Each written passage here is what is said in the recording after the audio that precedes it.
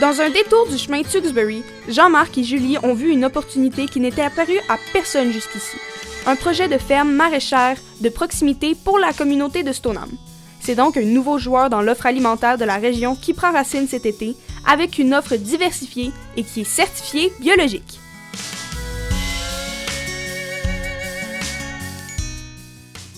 Cette capsule vous est présentée par la microbrasserie La Souche, avec la participation du magasin général Arsenault de Stoneham, ainsi que la Société de développement économique de la Jacques-Cartier.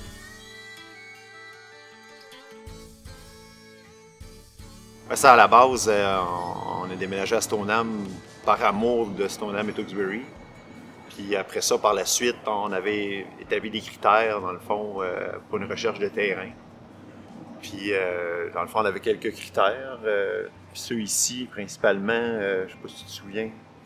Ben oui, dans le fond, on avait 3 critères pour le choix du terrain. On avait, il fallait que ça soit passant, là, parce que, tu sais, on voulait absolument qu'on puisse vendre directement aux clients. Puis, tu sais, c'est sûr que c'était dans le fond d'un rang, dans le milieu du bois, c'est moins intéressant. Fait que, tu sais, c'est pour ça que nous autres, on trouvait ça intéressant qu'on était sur le bord de Tewksbury.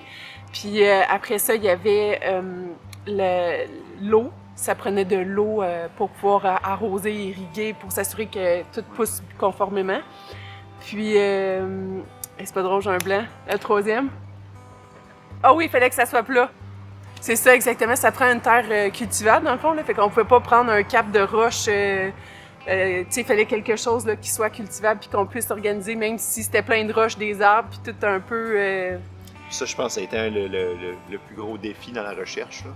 Trouver une terre arable, cultivable dans la région, c'est quand même pas le plus évident. Non. On trouve qu'on a été un peu chanceux. Ça a été une chance, dans le fond, de trouver ça ici. Puis que c'était à vendre quand nous, on cherchait, puis que c'est timing, comme... ouais, c'est ça. Timing is everything.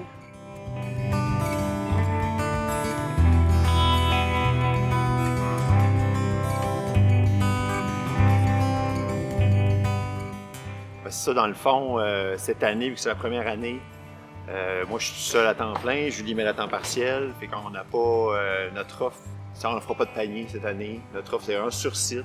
Nous, ce qu'on veut, c'est je veux pas être un fournisseur ou un distributeur, on veut vendre direct aux clients, c'est ce qu'on prône, c'est ce qu'on veut. Fait que c'est sûr qu'on va avoir le kiosque ici, les samedis, tous les samedis à partir du 25 juin, de 9 à 2, on va être ouvert ici.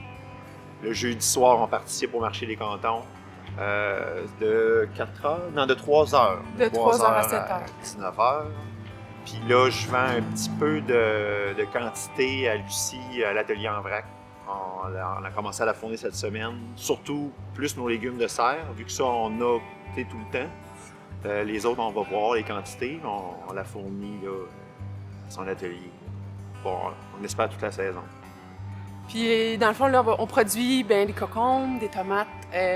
Ça, c'est ce qu'on a actuellement, laitue, on a du kale, on va les fenouilles. En tout cas, tout au courant de l'année, là, c'est sûr que ça serait dur de les dire par semaine, tout ce qu'on va avoir, là, mais pois mange-tout, haricots, dans le fond, maïs, on tente ça. Moi, je tripe un peu fleurs comestibles, là, fait que c'est ça qu'il va y avoir une offre de fleurs comestibles. Il va y avoir les fines herbes.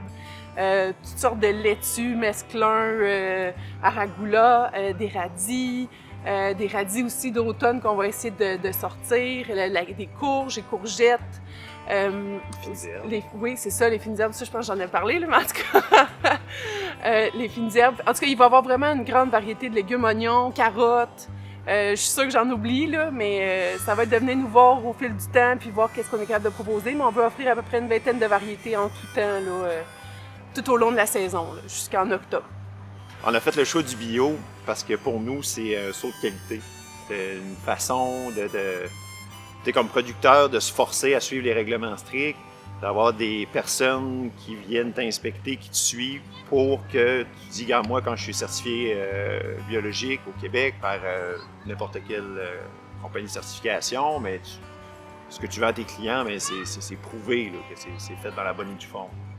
Et ça a été vraiment, pour nous, c'est super important. Là, C'est facile de dire ouais. que tu es presque bio, puis pas faire l'effort de le faire complètement. Fait que là, le détour est possible, mais nous, c'est pas possible. Tu sais, dans le fond, on peut pas, puis on veut pas se le permettre. Tu sais, On a les enfants, tu sais, les produits chimiques, tu sais, ça va au-delà du certifié bio. C'est une question fondamentale de qu'est-ce que tu veux dans la vie, tu sais, puis comment tu entretiens ton sol, puis à long terme, tu sais, le bio fait en sorte que, normalement, on devrait entretenir notre sol pour que ça aille toujours de mieux en mieux, puis il y a de moins en moins d'intrants, puis qu'il y a de moins en moins d'insectes parce que notre sol est bien nourri, fait que la plante est bien nourrie, fait qu'elle est résistante elle-même par les insectes. En tout cas, c'est comme une grosse...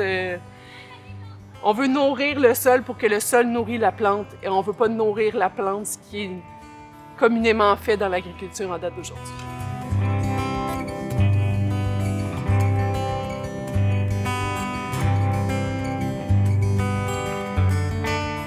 C'est que dans le fond, j'ai comme 2 rêves. J'ai le rêve de la personne raisonnable qui veut rester sur le site ici, qui veut pas grossir. Puis optimiser chaque pied carré. Puis optimiser par l'intérieur, dans le fond. Fait que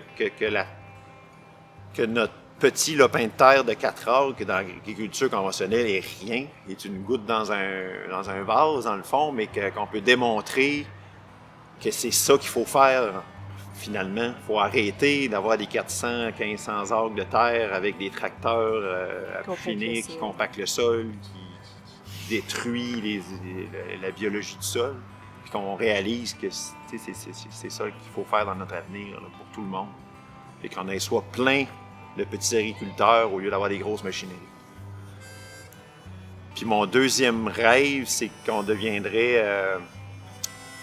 c'est ça, ça dépend des enfants, dans le fond. Si les enfants veulent embarquer avec nous, moi, j'aimerais avoir ici, mais j'aimerais aussi amener... Il manque des éléments dans le circuit, dans le fond. Dans la permaculture. Dans la permaculture. Fait que moi, j'aimerais avoir un autre site de pâture. On aurait des animaux là-dessus. J'aurais des places à compostage.